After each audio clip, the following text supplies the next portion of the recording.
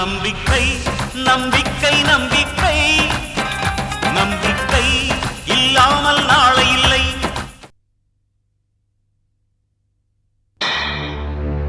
ஒன்றும் இல்லாதவங்களுக்கு வீம்பு எப்பவுமே கொஞ்சம் ஜாஸ்தின்னு சொல்லுவாங்க. நீ ஒன்றும் பயப்படாத. சரிங்க மேடம். உனக்கு எப்போ பணம் தேவைப்பட்டாலும் என்ன வந்து கேளு, நான் தரேன். சரிங்க மேடம், நான் கிளம்புறேன். ம்.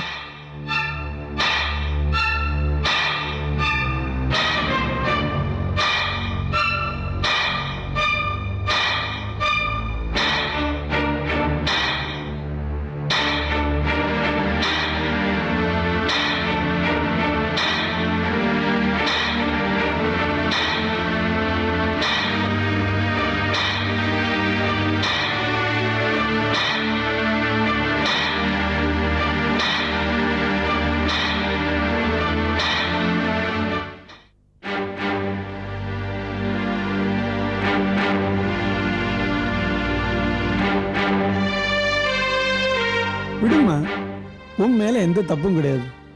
நீ ஏன் வீணா அழுதுகிட்டு இருக்க? நல்லவன் மாதிரி பழகுனாம்பா. பாவம் கஷ்டப்படுறான்னு அவனுக்காக கோயிலுக்கெல்லாம் போய் வேண்டிக்கிட்டேன். கடைசியில எல்லாமே பொய்ன்னு ஆயிடுச்சு. மிருகங்களோட உருவத்தை வச்சு இது பசு இது புலின்னு அடையாளம் கண்டுபிடிச்சிடுறோம். ஆனா மனுஷங்க எல்லாம் ஒரே உருவமா இருக்கிறதுனால எவன் நல்லவன் எவன் கெட்டவன்னு கண்டுபிடிக்க முடியாம போயிடுதேம்மா. இதெல்லாம் பார்த்துதான்ப்பா சில பேர் எது நடந்தாலும் நமக்கு என்னன்னு அவங்க பாட்டுக்கு போயிடுறாங்க.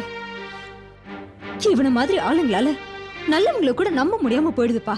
நீ எல்லாருக்கும் நல்லது நினைக்கிறவ, உன் மனசு இப்படி வேதனைப்படும்படி செஞ்சுட்டானேம்மா. அவன் நல்லாவே இருக்க மாட்டான். விடுமா, எல்லாத்தையும் மறந்துட்டு உன் வேலையை பாரு. வேலையை தான் பார்க்க விடாம பண்ணிட்டானேப்பா. இந்த அவமானத்தை சுமந்துக்கிட்டு நான் வேற எங்கப்பா போய் வேலை பார்க்க முடியும்? நீ அதை பத்தியே கவலைப்பட்டுட்டு இருக்காதம்மா. இந்த வேலை இல்லைன்னா என்ன, இதை விட ஒரு நல்ல வேலை கிடைக்கும். ஏதோ அவனை பத்தி இவ்வளவு சீக்கிரம் புரிஞ்சுக்கிட்டோம்ல, அதுவே பெருசுமா. இல்லைன்னா இன்னும் என்னென்ன பிரச்சனை எல்லாம் ஆயிருக்குமா. கடவுளா பார்த்து அவனை சீக்கிரம் நம்மகிட்டேருந்து கட் பண்ணியிருக்காரு. அன்னைக்கு லீவ் லெட்டர் எழுதும் போது நீங்க கையெழுத்து மட்டும் போடுங்க, லெட்டர் நான் எழுதிக்கிறேன்னு சொன்னா. அவ சொன்னதோட அர்த்தம் அன்னைக்கு எனக்கு புரியலப்பா. ஆனா இன்னைக்கு அந்த பேப்பர்ல தான் அவன் லவ் லெட்டர் எழுதி எல்லார்கிட்டயும் காட்டிட்டு இருக்கான். என்னை பத்தி எல்லாருக்கும் தெரிஞ்சதுனால யாருமே அதை நம்பல. இருந்தாலும் அது பெரிய மோசடி தானேப்பா. வாழ்க்கைன்னா எல்லாரையும் நம்பிதான் வாழ்ந்தாகணும். அதே மாதிரிதான் அவனையும் நான் நம்பினேன். வர வர மனிதாபிமானம் எல்லாம் செத்துக்கிட்டே வருதுமா. இந்த மனுஷங்களுக்குள்ளதான் எவ்வளவு வித்தியாசம். நாம தான் அதை புரிஞ்சுக்கிட்டு நடந்துக்கணும். நீ குழந்தைம்மா, போரா குறைக்கு குழந்தைங்களோடய பழகிறியா? உன் மனசும் குழந்தையாவே இருக்கு. ஆனா ஒண்ணுமா, நல்லவன் வாழ்வான்னு அண்ணா சொன்ன மாதிரி என்னதான் சோதனை வந்தாலும் கடைசியில ஜெயிக்கிறது என்னவோ நல்லவனா தாமா இருக்கும். அப்பா, எப்படியாவது ஒரு வாரத்துக்குள்ள நான் இன்னொரு வேலையை தேடிக்கிறேன்ப்பா. ஒன்றும் அவசரம் இல்லைம்மா. உனக்கு எப்போ வேலைக்கு போகணும்னு தோணுதோ அப்போ போனால் போகிறோம்.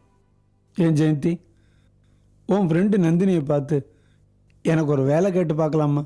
நான் வேணா வேலைக்கு போகிறேனேம்மா. சரிப்பா, நம்ம 2 பேருமே அங்க போய் வேலை கேட்கலாம். யாருக்கு கிடைச்சாலும் உடனே சேர்ந்துடலாம். அப்போ இப்போவும் நான் வேலைக்கு போகிறது உனக்கு இஷ்டம் இல்லை அதானம்மா? அப்படி இல்லப்பா, நீங்க கஷ்டப்பட வேணாமேன்னு பாக்குறேன். சரிப்பா, எதுவா இருந்தாலும் நந்தினியை பார்த்து பேசினதுக்கு அப்புறம் முடிவு பண்ணிக்கலாம். ஜெயந்தி, ஸ்கூல்ல நடந்த விஷயம் எதுவுமே மாப்பிள்ளைக்கு தெரிய வேண்டாமா? தெரிஞ்சா மனசு ரொம்ப வருத்தப்படுவார். நீ ஏன் வேலை பிடிக்கலன்னு ராஜினாமா பண்ணதா இருக்கட்டுமே. இல்லப்பா, இந்த விஷயத்த அவர்கிட்ட இருந்து மறைக்கிறது அவ்வளோ சரின்னு எனக்கு படல. அதே சமயம் இப்போதைக்கு அவர்கிட்ட இந்த உண்மையை சொல்லவும் முடியாது. அவர் ஏற்கனவே நிறைய பிரச்சனைகள் இருக்கார்ப்பா. அதனால சமயம் பார்த்து நானே அவர்கிட்ட பக்குவமா எடுத்து சொல்லிக்கிறேன். ஏ அத்தை, என்னை இந்த வேலையை விட்டு தூக்கணும்னு எவ்வளவோ முயற்சி பண்ணாங்க. ஆனா முடியல. கடைசியில நானே இந்த வேலையை விடுற மாதிரி ஆயிடுச்சுப்பா.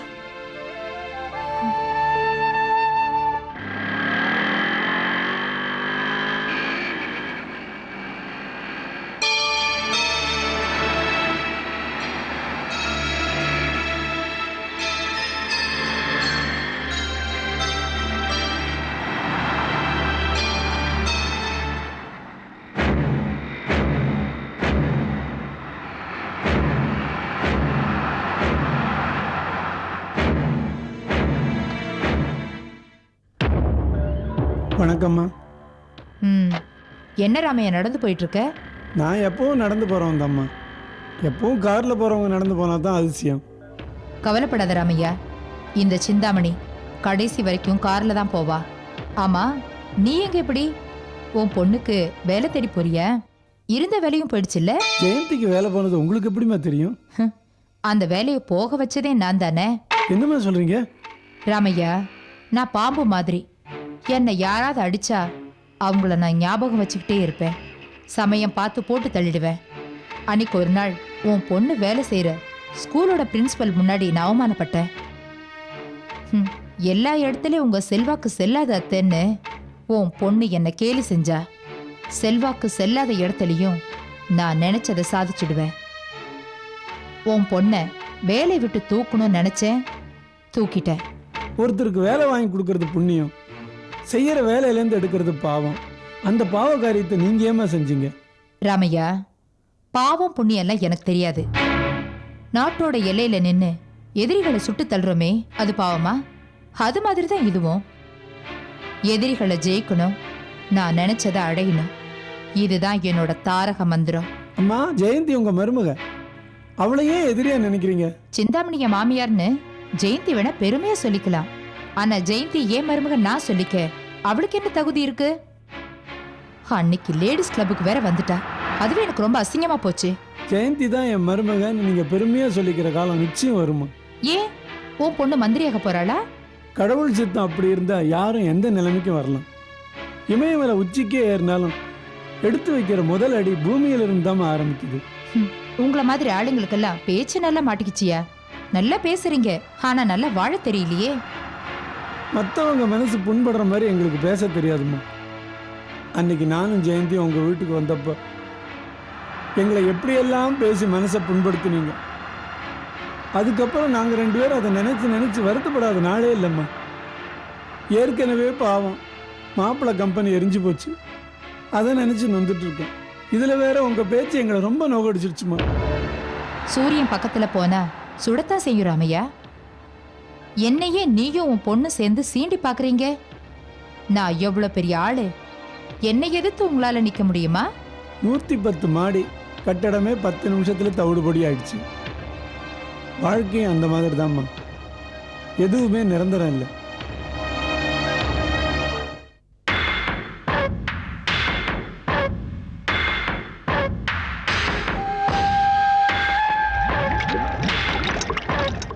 எல்லாம் கேள்விப்பட்டேன். பாம்பேக்கு ஆபீஸ் விஷயமா போயிருந்தேன். நேத்து காலைல தான் வந்தேன். சார், எவ்வளோ சீக்கிரம் முடியுமோ அவ்வளோ சீக்கிரம் எங்கள் கம்பெனிக்கு இன்சூரன்ஸ் பண்ண வரதுக்கு ஏற்பாடு பண்ணுங்க சார். நீங்க பறக்கிறத பார்த்தா ஏதோ யூனிட்டுக்கு நீங்களே தீ வச்சு கொளுத்தின மாதிரி இருக்க. நெருப்பு வேகமா பரவும்னு கேள்விப்பட்டிருக்கேன். நீங்க அதை விட வேகமா இருக்கீங்களே. சார், உங்கள் ஜோக்கு ரசிக்கிற நிலைமையில நாங்கள் இல்லை. தயவு செஞ்சு பணம் சீக்கிரம் கிடைக்கிறதுக்கான ஏற்பாடுகளை பண்ணுங்க ப்ளீஸ். சார், அவங்க இன்னும் இன்சூரன்ஸ் பாலிசியை ரெனியூவல் பண்ணல சார். அப்படியா? சரி, நான் பாத்துக்கிறேன். நீ போ.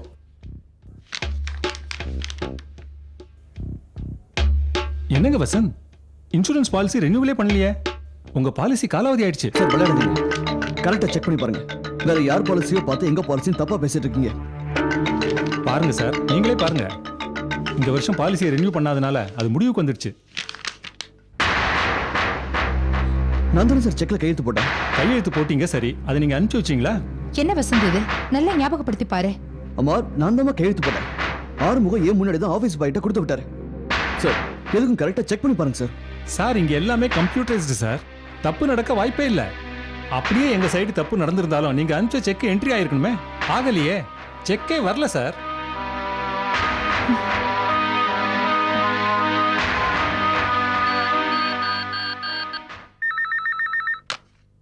ஹலோ ஆறுமுகம், நான் தான். சொல்லுங்க சார். டெக்ஸ்டைல் யூனிட்டோட இன்சூரன்ஸ் செக்கை இன்சூரன்ஸ் கம்பெனிக்கு அமிச்சிங்களா இல்லையா? சார், நான் அதை அப்பவே அனுப்பிச்சிட்டேன் சார். இங்க வரவே இல்லைன்னு சொல்றாங்க. வரவே இல்லையா? ஏன் சார் வரல? அதை என்ன கேட்டா நீங்க தான் அனுப்பிச்சு விட்டீங்க. ஆமாம் சார், நம்ம ஆஃபீஸ் பையன் ஜெயங்கிட்ட தான் சார் கொடுத்து அனுப்பிச்சேன். சரி, ஜெயனை கூப்பிட்டு கேளுங்க. சார், அதுக்கப்புறம் அவன் ஆஃபீஸுக்கே வரல சார். வேலைக்கு வரலையா? ஆமாம் சார், அவனுக்கு உடம்பு சரியில்லைன்னு ஊருக்கு போயிட்டானா. அவன் வீட்டிலேருந்து யாரோ ஃபோன் பண்ணி சொன்னாங்க சார். அதான் சார் எனக்கு தெரியும். என்ன ஆறுமுகம், என்ன நடக்குது நம்ம ஆஃபீஸ்ல? முக்கியமான செக் எடுத்துட்டு போயிருக்கான். அது போய் சேர்ந்துச்சா இல்லையான்னு விசாரிக்க வேணாம். ஸ்டூபிட். என்னப்பா, செக் அனுப்புனாங்களா இல்லையா? அனுப்பிட்டேன்னு ஆறுமுகம் சொல்றாரு. இதெல்லாம் நாம தானப்பா பாத்துக்கணும். முதலாளோட நேரடி பார்வையில நடந்தாதான் எல்லாமே சரியா வரும். இவ்வளவு நாள் எல்லாமே கரெக்டா தானே நடந்தது. சாரி வசந்த், இன்சூரன்ஸ் ரெனியூ பண்ணலன்னா என்னால் எதுவுமே செய்ய முடியாது. நீங்கள் உங்கள் ஒரிஜினல் இன்சூரன்ஸ் பாலிசி டாக்குமெண்ட்டை கொண்டு வாங்க. என்னால் ஏதாவது செய்ய முடியுமான்னு பார்க்குறேன். ஐயோ, மறுபடியும் போனா. Hello, Chintamani group of companies. நான் தான். சொல்லுங்க சார். ஆறுமுகம், உங்க கவனக்குறைவால எவ்வளவு பெரிய பிரச்சனை ஆச்சு தெரியுமா? சரி, என் சேம்பர்ல இருக்கிற அந்த பீரோல டெக்ஸ்டைல் யூனிட்டோட ஒரிஜினல் இன்சூரன்ஸ் டாக்குமெண்ட்ஸ்லாம் இருக்கு. அதை எடுத்துட்டு உடனே இன்சூரன்ஸ் கம்பெனிக்கு வாங்க. சார், அந்த பீரோவோட சாவியை உங்க மேஜர் ட்ராயர்ல தான் சார் இருக்கும். அதை லாக் பண்ணல, சும்மா தான் முடிக்க. எடுத்துட்டு உடனே வாங்க, கம்பெனி கார்லயே வாங்க. சார், நீங்க இல்லாத நேரத்தில் உங்க ரூம் பக்கம் நான் போற பழக்கமே கிடையாது சார். ஆறுமுகம், சொன்னதை கேளுங்க. இங்க வாங்க சீக்கிரம். சரி சார்.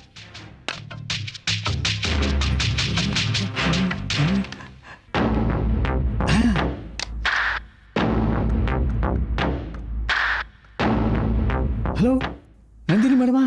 மேடம், நான் ஆர்வம் பேசுறேன். இன்சூரன்ஸ் மேட்டர் பெருசா வெடிக்கும் போல் இருக்கு. மேடம், இப்பதான் ஒரிஜினல் டாக்குமெண்ட்டை தேட ஆரம்பிச்சிருக்காங்க மேடம்.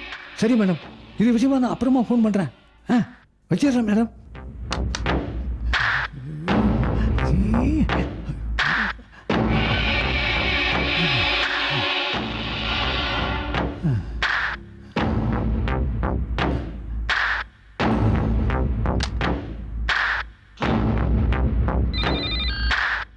சொல்லுங்க ஆறுமுகம். சார், டாக்குமெண்ட்ஸ் எங்கேயுமே காணோம் சார். என்னது, டாக்குமெண்ட்ஸை காணுமா? யோ, சரியா தேடி பார்த்தியா? ஆமாம் சார், நீங்க சொன்ன மாதிரி பீரோ கூட தேடி பார்த்துட்டேன் சார். எங்கேயுமே இல்லை சார். என்னப்பா என்ன ஒரிஜினல் டாக்குமெண்ட்ஸை காணுமாம்மா? என்னப்பா இது? நிர்வாகம் சரியா செயல்படுதா இல்ல ஒட்டு மொத்தமா உன் கையை விட்டு மீறி போயிடுச்சா? எனக்கு ஒண்ணுமே புரியல. சாரி சார், நீங்கள் கிளம்புங்க. ஒரிஜினல் டாக்குமெண்ட்டே இல்லைன்னா என்னால் எதுவும் செய்ய முடியாது. சார், இப்படி ஒரேடே கை விரிச்சிட்டா நாங்க என்ன சார் பண்றது? கொஞ்சம் எங்க நிலைமையும் யோசிச்சு பாருங்க. எங்கள் கம்பெனி ரூல்ஸ் என்னவோ அதை தான் சார் நான் பார்க்க முடியும். எதையும் சரியாக வச்சுக்கலன்னா நாங்கள் என்ன சார் பண்ண முடியும்? நீங்களே உங்கள் கம்பெனியை எரிச்சதா கூட ஒரு செய்தி வந்திருக்கு. யார் அப்படி சொன்னது? அதெல்லாம் நாங்கள் சொல்லிட்டு இருக்க முடியாது சார். இந்த பாருங்க சார், எனக்கு இப்போ நிதி கிடைச்சாகணும். உங்ககிட்ட அது கிடைக்கலன்னா நான் கோர்ட்டுக்கு போகிறேன். தாராளமாக போங்க. ஏற்கனவே எங்கள் மேலே 2000 கேஸ் இருக்குது. உங்களுக்கு 2001 இருந்துட்டு போகுது. மாமா, இவரோட பேசி பிரயோஜனம் இல்லை. நம்ம லாயர்கிட்ட சொல்லி கேஸ் ஃபைல் பண்ண சொல்லுவோம். நான் நேற்று தான் சூரத்துலேருந்து வந்து சேர்ந்தேன். அதனால தான் உங்களை உடனே வந்து பார்க்க முடியாமல் போயிடுச்சு. பரவாயில்ல ஜெயின், என்னுடைய டெக்ஸ்டைல் யூனிட் தான் உங்களுக்கு கொடுக்க முடியாம போச்சு. இன்சூரன்ஸில் வேற ஏகப்பட்ட பிரச்சனை. இதெல்லாம் எப்படி சால்வ் பண்ண போறேன்னு எனக்கே தெரியல. இந்த யூனிட் எப்படி எரிஞ்சதுன்னு ஏதாவது தெரிஞ்சதா? தெரியல. எனக்கு தெரிஞ்ச வரைக்கும் இது ஏதாவது சதி வேலையாக தான் இருக்கும்னு நான் நினைக்கிறேன். எப்படி சொல்றீங்க? நான் உங்கள் மில்லை விலைக்கு வாங்குறேன்னு தெரிஞ்ச உடனே சில பேர் என்னை மிரட்டினாங்க. வசந்த் டெக்ஸ்டைல் யூனிட் கடனில் இருக்கும்போது அதை போய் வாங்குறீங்களேன்னு சில பேர் என்னை பயமுறுத்துனாங்க. இதையெல்லாம் வச்சு பார்க்கும்போது ஏன் இது சதி வேலையாக இருக்கக்கூடாதுன்னு என் மனசுக்கு படுது. மிஸ்டர் ஜெயன், இப்படி உங்களை மிரட்டினது பயமுறுத்துனதெல்லாம் யாருன்னு சொல்ல முடியுமா? அதெல்லாம் வேண்டாம் சார். எனக்கு தெரிஞ்சது நான் உங்களுக்கு சொன்னேன், அவ்வளவுதான். அப்புறம் இன்வெஸ்டிகேஷன் அது இதுன்னு ஆரம்பித்தா நான் சாட்சிக்கு வர வேண்டியிருக்கும். நான் ஒவ்வொரு நிமிஷத்தையும் காசாக்குற வியாபாரி. நான் உங்களுக்கு 10 லட்ச ரூபா கொடுத்துருக்கேன். அதை உடனே கொடுங்கன்னு நான் கேட்கல. உங்களுக்கு எப்போ சௌகரியமோ அப்போ நீங்கள் கொடுத்தா சரிதான். நிச்சயமா தரேன் மிஸ்டர் ஜெயன். கூடிய சீக்கிரம் உங்க பணம் உங்ககிட்ட வந்து சேரும். சரி, வரேன் நான். ஓகே.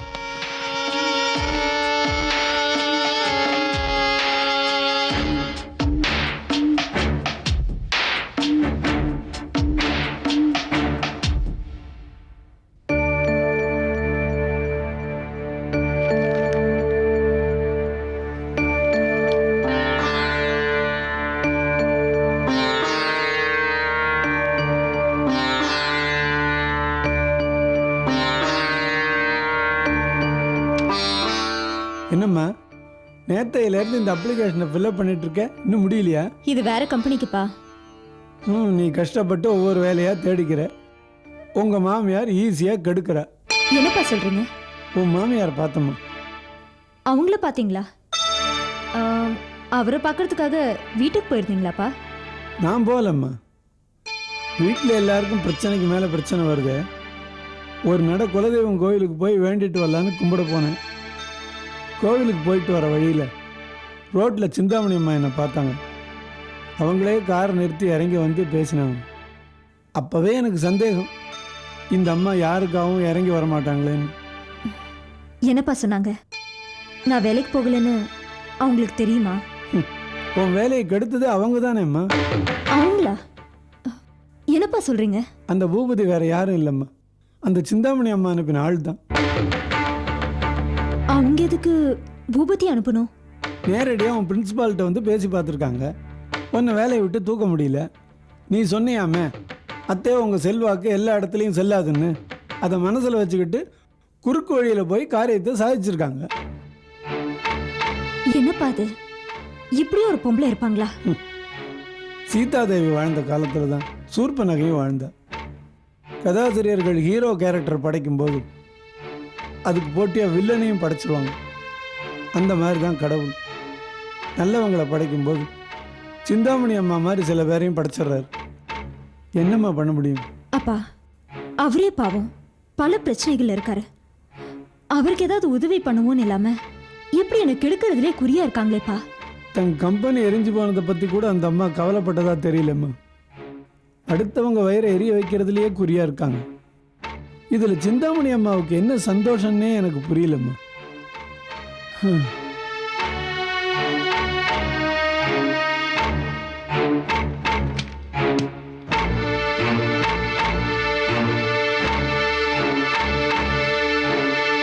ஒரிஜினல் டாக்குமெண்ட்ஸ் காணோன்னு சொல்றீங்க, ரெனிவலும் பண்ணலன்னு சொல்றீங்க. இந்த கேஸ் கோர்ட்டுக்கு போனா ஜெயிக்காது சார். சார், ஜெயிக்க வைக்கணும். அதுக்காக தான் உங்களை நான் வரவழைச்சிருக்கேன். நம்ம பக்கம் ரொம்ப வீக்கா இருக்கே சார். பொதுவாகவே இன்சூரன்ஸ் கம்பெனி ஏற்று கேஸ் போட்டு ஜெயிக்கிறது ரொம்ப கஷ்டம். இந்த கேஸை பொறுத்த வரைக்கும் நம்ம கிட்ட பிடிமானம் எதுவுமே இல்லையே சார். இல்லை சார், ஏதாவது செஞ்சு நமக்கு வர வேண்டிய பணத்தை வசூல் பண்ணியே ஆகணும். நமக்கு வேற வழியே இல்லை.